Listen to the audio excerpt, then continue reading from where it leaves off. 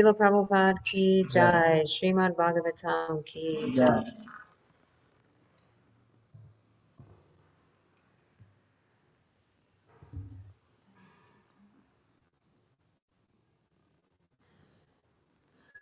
Om Namo Bhagavate Vasudevaya.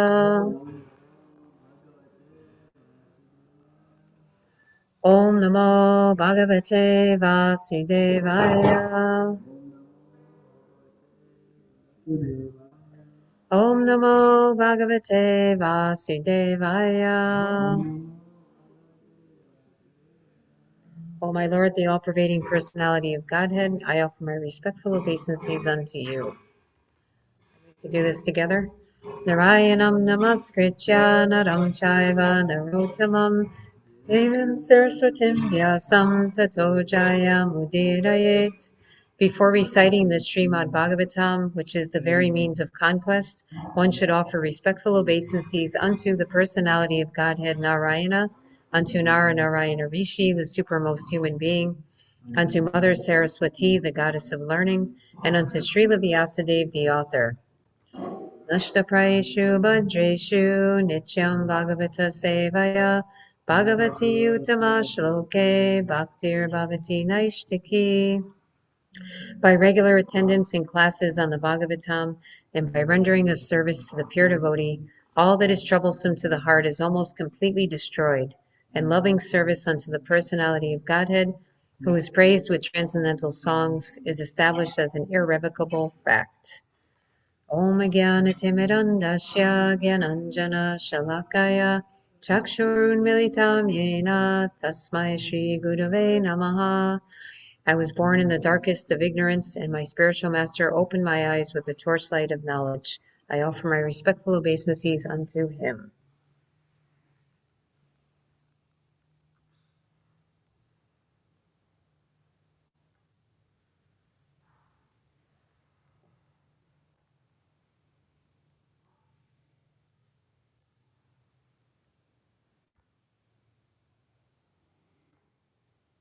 Okay, so today we are reading from the Srimad Bhagavatam, Canto 1, Chapter 17, Text 39. And this Chapter 17 is the punishment and reward of Kali.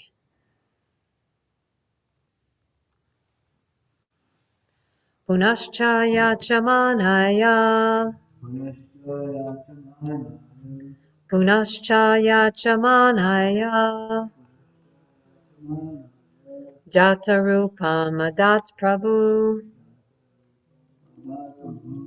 Jatarupam adat prabhu. Tato nritam madam kamam. Tato nritam madam kamam. Rajo vairam cha panchamam. Rajo vairam cha panchamam.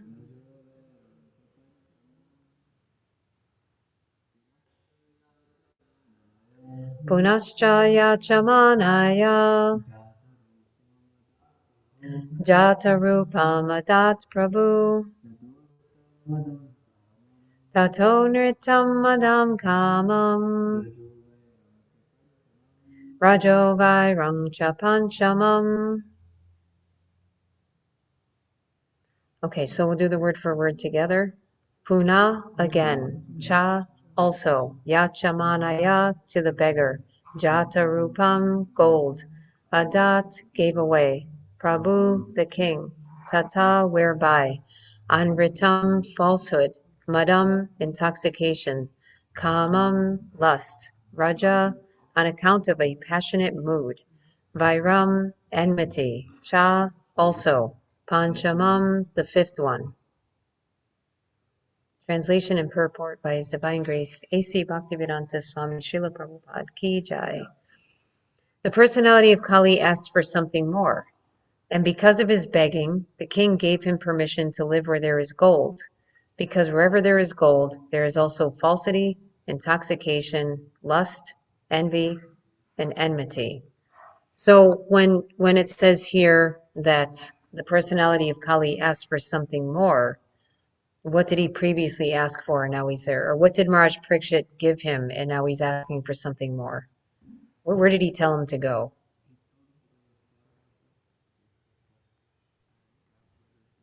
Yeah, where the regs are being broken, right? Yeah.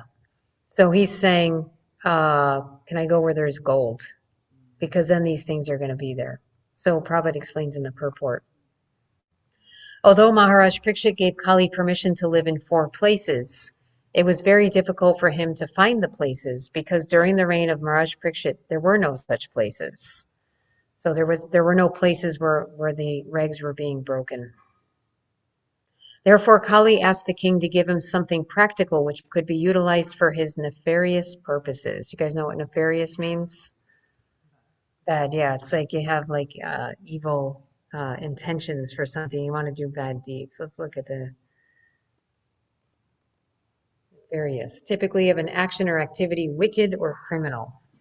So that's a good description for Kali, wicked or criminal. Maharaj Parikshit thus gave him permission to live in a place where there is gold, because wherever there is gold, there are all the above mentioned 4 things, and over and above them, there is enmity also. So the personality of Kali became gold standardized. According to Srimad Bhagavatam, gold encourages falsity, intoxication, prostitution, envy, and enmity. So those are the 4 things. Those 4 things we saw in the verse: falsity, intoxication, prostitution, and envy. And Prabhupada says above all those is enmity. Even a gold standard exchange and currency is bad. Gold standard currency is based on falsehood because the currency is not on par with the reserved gold. The basic principle of falsity, the basic principle is falsity because currency notes are issued in value beyond that of the actual gold reserve. This artificial inflation of currency by the authorities encourages prostitution of the state economy. So yeah, just real quick, it used to be that you had your gold, you gave it to the Federal Reserve, it was there, and then they had the gold, and then they printed a note that says this note represents gold, right? So that the paper notes were supposed to be like a whatchamacallit, it shows that this represents the gold that we have stored. So you had a note that showed you had this money, but now inflation means you take that note and you say we're making it worth more than what we have in reserve. I'm going to get dyslexic about this. If I'm getting it backwards, someone correct me, please. But the point, that's what inflation is. You keep saying the money's worth more than what you have actually in gold. So the paper notes don't represent gold anymore. They're false. It's all false. It's like monopoly money practically. And so it just keeps getting more and more inflated. They keep increasing its value, opposite of what there is in stock in gold. So as Prabhupada says here, gold standard currency, because the currency is not on par with the reserved gold. So we're going to talk about that in a little bit. The price of commodities becomes artificially inflated because of bad money or artificial currency notes. Bad money drives away good money. Instead of paper currency, actually gold coins should be used for exchange, and this will stop prostitution of gold. Gold ornaments for women may be allowed by control, but not by quality, but by quantity. This will discourage lust, envy, and enmity. When there is actual gold currency in the form of coins, the influence of gold in producing falsity, prostitution, etc. will automatically cease.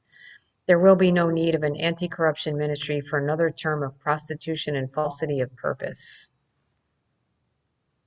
Well, if they ever control the quantity of gold ornaments for women, it won't affect me. So that's good news. Okay, so I'm going to read the translation one more time. The personality of Kali asked for something more, and because of his begging, the king gave him permission to live where there is gold, because wherever there is gold, there is also falsity, intoxication, lust, envy, and enmity.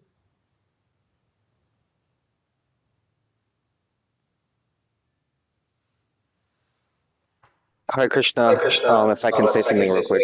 Yeah. I was just listening in, but not able to talk earlier.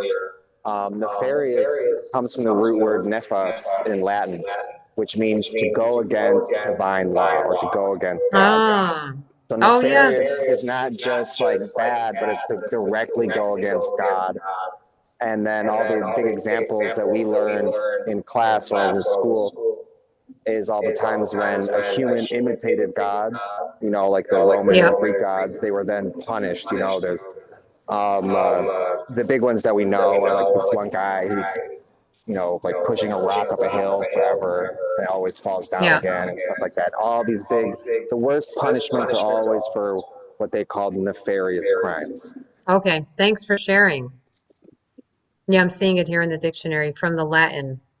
Uh, yeah, divine law, like wrong in divine law. Yeah, going against divine law. Thanks for sharing.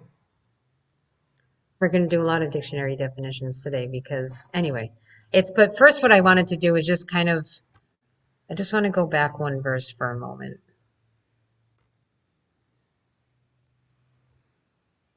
just to show. Again, Maharaj Parikshit gave him Kali permission to reside in places where gambling, drinking, prostitution, and animal slaughter were performed. Right, so he's saying, so we have all that, and now he's asking, what about where gold is kept or hoarded? Because where there's gold, there's falsity, intoxication, lust, envy, and enmity. Okay, so Prabhupada says in the purports, he says he's talking about this paper currency that doesn't really represent how much gold is there. And then he says, this will stop. So if we actually use gold coins, it'll stop the prostitution of gold. So normally that word prostitution, we don't in our mind relate it to money, like talking about objects. It usually means you sell your body for sexual purposes. But here he's talking about the prostitution of gold. So I looked up the word prostitution, and it says, besides the typical definition that we know, it says the unworthy or corrupt use of one's talents for the sake of personal or financial gain. So it's a corrupt use of something, right? So when he talks about gold and paper currency, and the paper currency doesn't match the gold, it's a corrupt use of paper currency, right? So you're taking gold and you're kind of prostituting it because you're saying um, you want to profit from it. And so you create this false inflation. And you see what happens when the government is able to falsely inflate paper currency. Um, it can really there's nothing you can do about it, right? If you have gold, you have gold. That's it. You have the gold coin. It's worth a certain, people can have their own exchange, like a free economy, right? You can say um, a free trade economy where you could say, I've got this thing and you find it this valuable, and so we're going to trade, right? I have produce, you have gold, or you whatever it is I'm selling, and we have our exchange. It doesn't depend on the government to say, no, no, no, no, that gold's not worth that much. So you can see something like they say when you sell something on eBay and you think it's worth a certain amount, but people only pay a certain amount, right? You can't sell it for more than people value it. But the government falsely does things in order for their own benefit. They falsely inflate the because normally the government goes into debt, spending it on things that aren't exactly beneficial to society. So they inflate the money.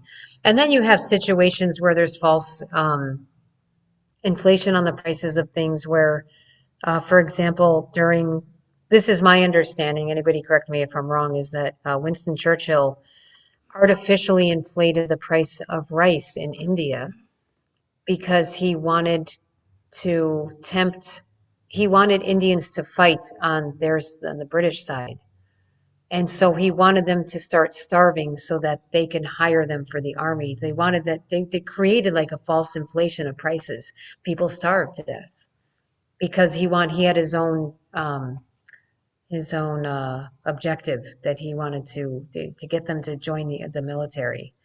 And so then you have this like, that's a nefarious thing, right? Or that's a prostitution of gold, you could say, in a sense, is that he did that. So do you see this? Like, obviously it goes back to this thing. And I want to talk about this too, is this enmity. Prahlad talks about this to Hiranyakashipu. He talks about friends and enemies, right? So he says, to his father. It's so interesting, Prahlad. He's just so fearless of his father. His father is harassing the entire three worlds. He's so powerful. And little Prahlad just sits there and goes, "You're in Maya." And you should worship Krishna. Just fearless. Um, so he's preaching to his father because his father's asking him what he learned. And so this is Prahlad. This is Canto 7, Chapter 8, text 9 and 10.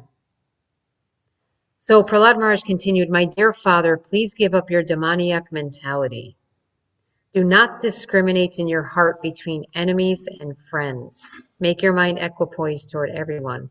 Except for the uncontrolled and misguided mind, there is no enemy within this world. When one sees everyone on the platform of equality, one then comes to the position of worshiping the Lord perfectly." So Prahlad is just so perfectly summarizing this. He's telling his father this, so that's want to go back to this enmity. Prabhupada says in this purport, above all, right? He says there are right here, the above mentioned four things. Oops, God dang it. Anyways, you can see where I'm at, right? The above mentioned four things, and over and above them, there is enmity also. So over and above them, right? So Prahlad is telling his father, the only enemy actually is your mind. Right? And Krishna says that when the mind is not controlled, it's your worst enemy. And when it is controlled, it's your best friend. So he said that's really the only enemy within this world. And so there's no external enemy, really. There's only an internal enemy when the mind is out of control. And we can see these vices. These vices are based on the mind being out of control, because when the mind is out of control, the senses follow. Right? Above the senses is the mind. And what's above the mind? Yeah, intelligence. Intelligence is supposed to control the mind. And above the intelligence is what? The soul, yeah. So the soul controls everything because the soul is not contaminated by these things. The soul may be covered with a body that's contaminated by these things, but the soul is just a servant of, well, not just, the soul is a servant of Krishna and doesn't feel enmity towards anybody or envy or lust or any of those things. So Prahlad goes on to say, in former times, I mean, he's really socking it to him, to his father, Hiranyakashipu. In former times, there were many fools like you who did not conquer the six enemies that steal away the wealth of the body. So the six enemies are the senses and the mind, the five senses in the mind. These fools were very proud, thinking, I have conquered all enemies in all the 10 directions. But if a person is victorious over the six enemies and is equipoised toward all living entities, for him there are no enemies. Enemies are merely imagined by one in ignorance. So enemies are imagined by one in ignorance. Ignorance means not knowledge, right? Agyana, not knowledge, or yeah, we have that. Even agnostic, right? It's like not knowledge.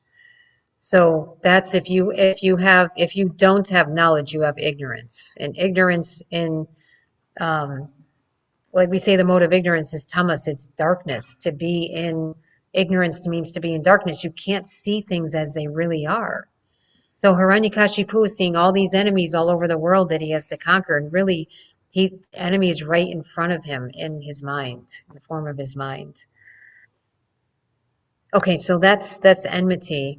Then we have another one that's really such a painful feeling actually when we have it, is envy, right? When you feel envy of someone, it's so painful because first of all, you're and again, it's another construct of the mind because there's nothing to envy, right? We're all servants of Krishna and we all have our different skills and we all have our different ways to serve Krishna.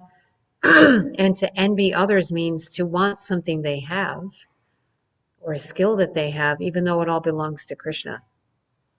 So the dictionary definition of envy, the noun, as a noun, it's a feeling of discontented or resentful longing aroused by someone else's possessions, qualities, or luck.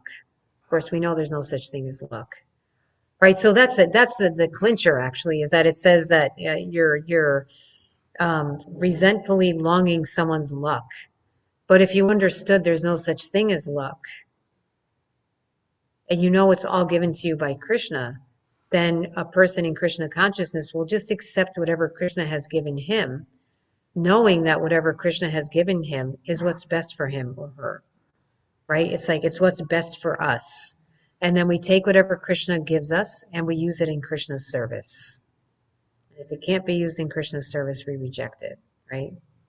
Mostly everything can be used in Krishna's service.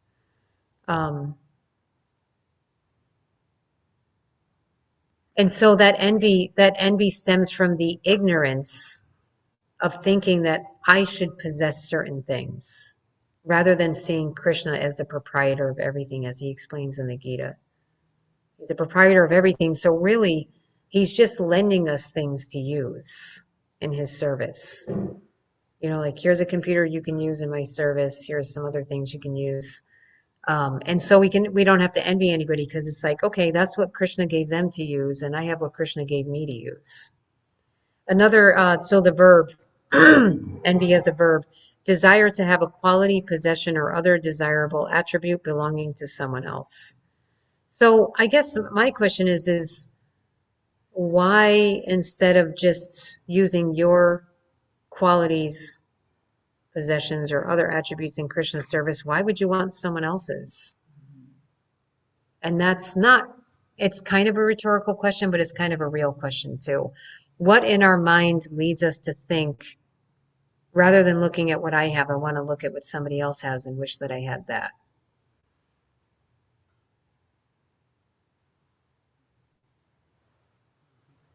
Yeah, why would you, instead of just being satisfied with what Krishna has given you, why would you want what someone else has? Why would you be envious, desire, resentfully long for someone else's qualities or possessions?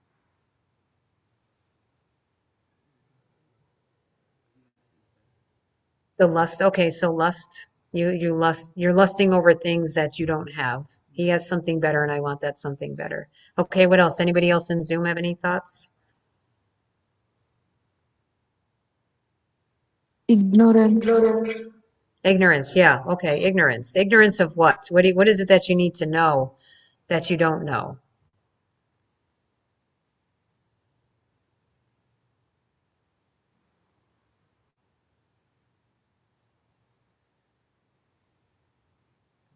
That we are Yeah, go ahead. spirit souls. That we are what? Can you mute, Prabhu? Sorry, I'm getting echo. Oh yeah, sorry, one sec.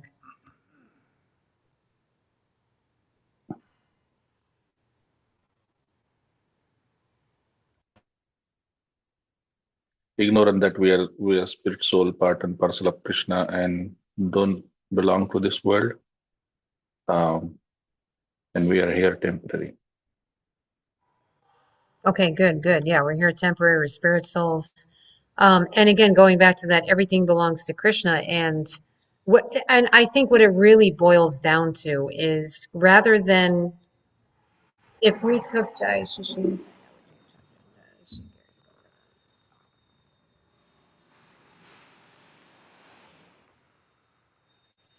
I would say it boils down to it's a desire to please our own senses rather than Krishna's. Right? Prabhupada talks about this in one of his purports in the Bhagavad Gita, that the difference between a devotee and a non-devotee is that a devotee wants to please Krishna's senses and a non-devotee wants to please their own senses. So the only reason you would want what someone else has is because you're not looking at the things currently under your care as usable for Krishna's pleasure, right? I can take whatever I have, because Krishna says that. We were talking about this yesterday in the Sunday feast class, is that you could just go out and pick a leaf off a tree and offer it to Krishna and he'll accept it if it's done with love and devotion. And so, hold on, let me go back to that. And so you can just take whatever you have, and if you are using it in Krishna service with love and devotion, it should be sufficient for you.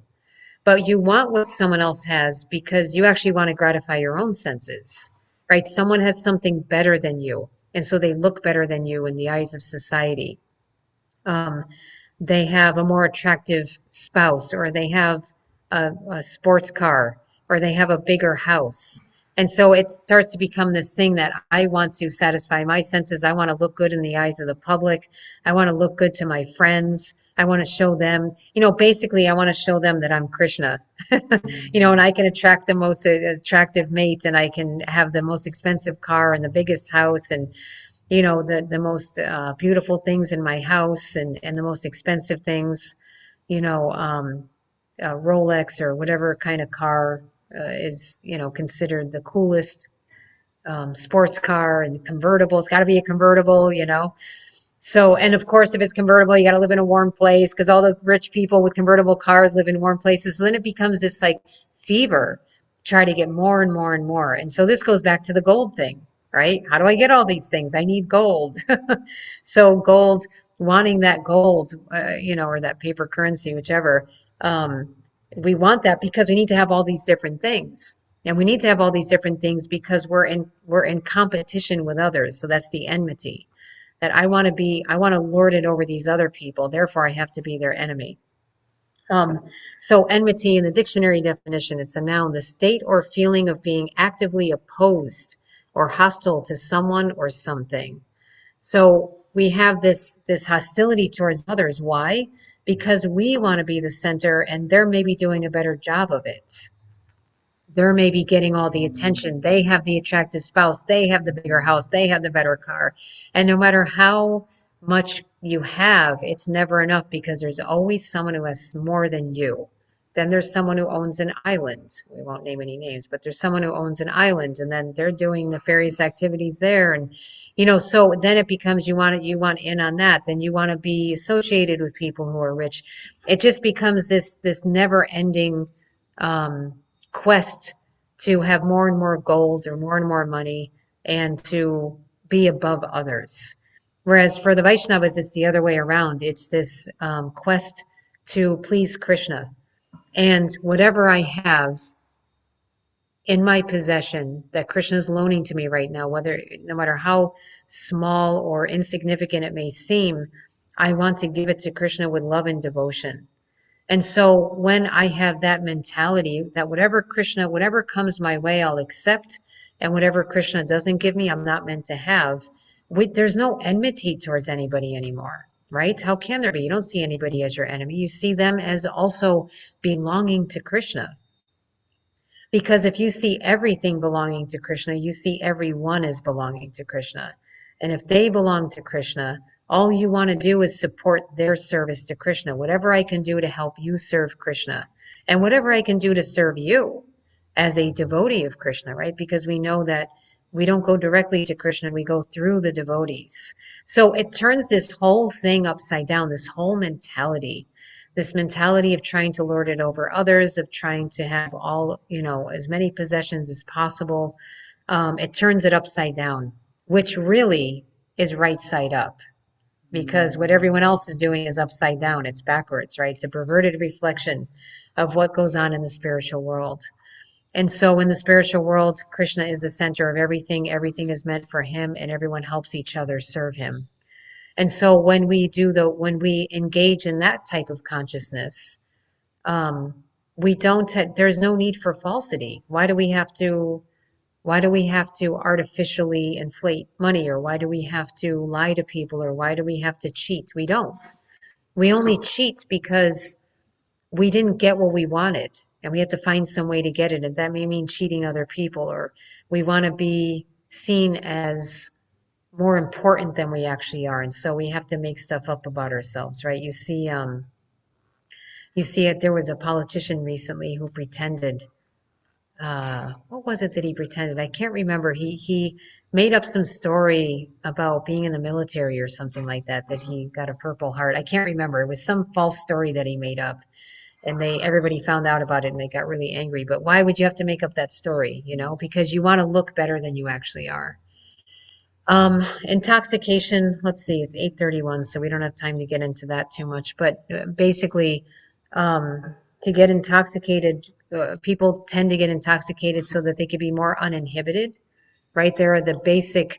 Um, there are the basic virtues that keep us from doing certain things, and intoxication just removes any inhibition to engage in activities that are considered vices, right? And it kind of numbs one out when they are doing all these things. When there's falsity, lust, envy, people become miserable, and um, they have no refuge. So they take shelter of intoxication because they need to numb out the thing that they can't deal with, that they have no tools to actually deal with in their life. They know there's something more, but they don't know how to access it uh, typically, and so they take shelter of intoxication. So that's why, again, it goes back to, I make this point often, that's why we have to get out there and really tell people about Krishna consciousness, because they may understand there's something more in this world, but they don't know what to do about it. So we should go and help them understand what to do about it. Okay, so it's after 8:30. We'll end here. Does anybody have any points, questions, comments? There's so much to talk about, but I don't want to hold people past the time.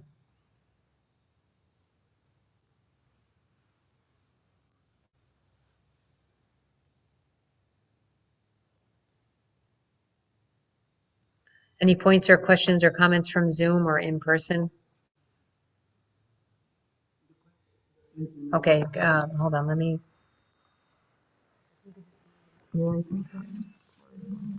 Krishna. In the Prahlad Maharaj and Speak Hiranyaksha, louder. in the Srimad Bhagavatam part that you referenced about Prahlad Yep. Maharaj and Hiranyakashipu, the six enemies. I would always have thought that they are the six impurities. Lust, Six what? impurities, lust, anger, greed, envy, Yeah, pride. I was so Prabhupada, let's see.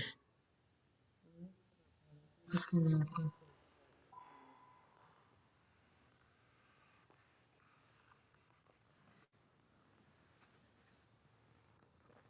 Yeah, so Prabhupada says in Canto 7, Chapter 8, Text 10, he says, in this material world, everyone thinks that he has conquered his enemies, not understanding that his enemies are his uncontrolled mind and five senses. Now, later in this purport, he says, let me just read this purport really quick. And this, it's very short. In this material world, everyone has become a servant of the senses. Originally, everyone's a servant of Krishna, but in ignorance, one forgets this. And thus, one is engaged in the service of Maya through lusty desires, anger, greed, illusion, madness, and jealousy. So, lusty desires, anger, greed, illusion, madness, jealousy. So, that might be the other six. That's what you were thinking about, right? Yeah. Everyone is actually dependent on the reactions of material laws, but still one thinks himself independent and thinks that he has conquered all directions. In conclusion, one who thinks that he has many enemies and is an ignorant man, whereas one who is in Krishna consciousness knows that there are no enemies but those within oneself, the uncontrolled mind and senses. So he says it again. But he does mention the other thing that you were saying. And I was thinking that too when I was first reading this. So I guess we can say both. I mean, enemies come from, all directions from within. The uncontrolled mind and five senses, and then lust, anger, greed, illusion, madness, and jealousy. Which of course kind of corresponds with the mind and five senses, right? Because you have lusty desires, that's the senses. Anger is the mind, greed is the mind, illusion. Yeah, this is all like mostly the mind, madness and jealousy. So it's interesting because jealousy and envy, they're kind of interchangeable, but they're a little different. Envy is like you want what someone else has. Jealousy is you're kind of afraid you're going to lose, which like you have like a jealous partner, right? They're afraid they're going to lose you, you're going to be replaced by someone else. So they're kind of afraid they're going to lose their possessions.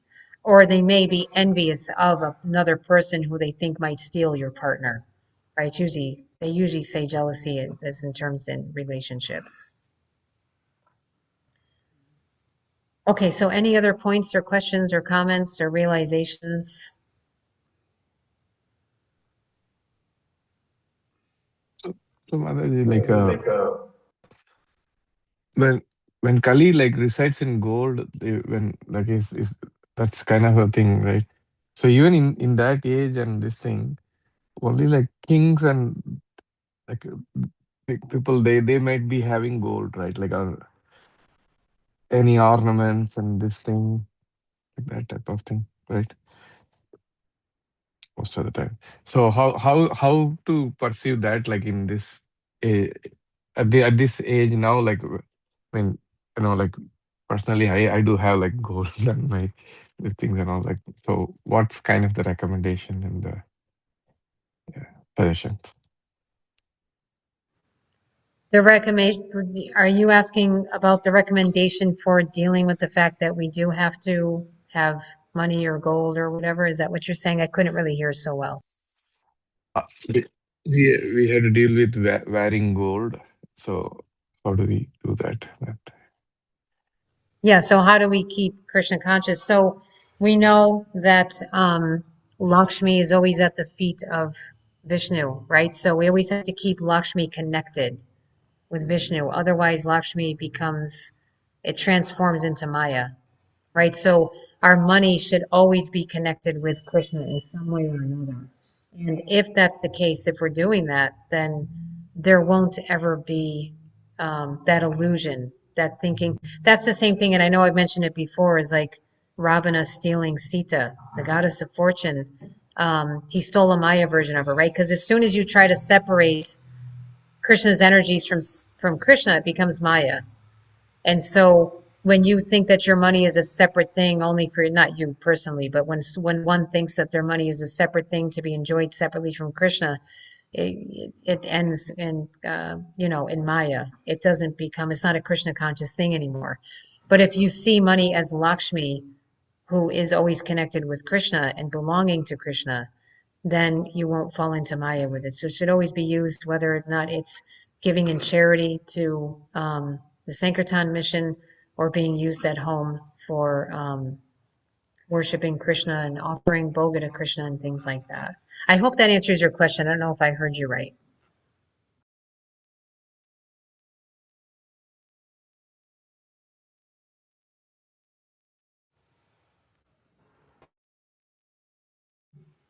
Does that answer your question? I see something in the chat also. Oh, sorry. Okay, I was talking. Yes, Mataji, I got it. Yeah, thank you. Okay, Thanks. thank you. All right, Yeah. any other points, questions, comments?